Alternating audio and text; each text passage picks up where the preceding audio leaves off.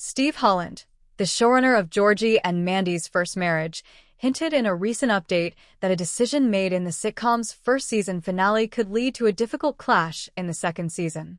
Disagreements that had been building throughout season 1 of Georgie and Mandy's First Marriage erupted in the season finale, particularly about Mandy's career and McAllister's car dealership.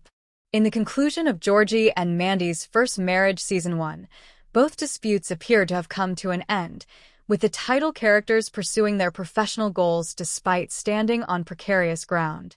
Their actions demonstrated that they were independent of one another in those crucial areas. However, in First Marriage Season 2, a more difficult conflict may involve someone else. When asked about Jim's retirement intentions, showrunner Steve Holland of Georgie and Mandy's First Marriage acknowledged that part of the fun with Jim in Season 2 is that he's not built for retirement, suggesting that the character may not have benefited from Jim's decision to retire in the Season 1 finale.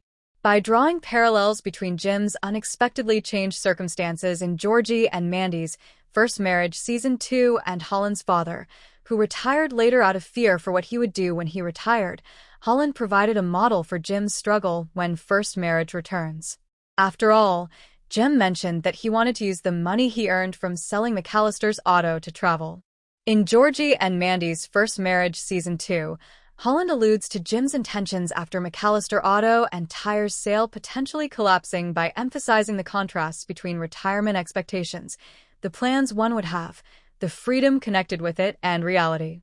Jim adored the store, therefore it's possible that reality won't live up to his expectations. The Season 1 conclusion of Georgie and Mandy's First Marriage demonstrated the extent to which the McAllisters were impacted by George Sr.'s passing, with Jim's choice to retire being greatly influenced by his premature passing. Jim might have acted too quickly as a result of the tragedy, failing to fully weigh his options. In fact, Jim's affiliation with the car dealership was revealed in Young Sheldon and First Marriage.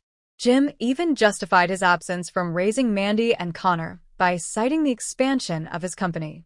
Nonetheless, Jim's dedication to the car shop and its success was apparent even in the First Marriage Season 1 timeline, as he was observed splitting his time equally between the store and his house. In Georgie and Mandy's First Marriage Season 2, Jim's incapacity to adjust to retirement may lead to a fresh argument with Georgie. After all, Jim is close to McAllister Auto and Tires because it is sold to Georgie and Ruben. Jim might decide to spend more time there after living with Georgie and witnessing his daily success.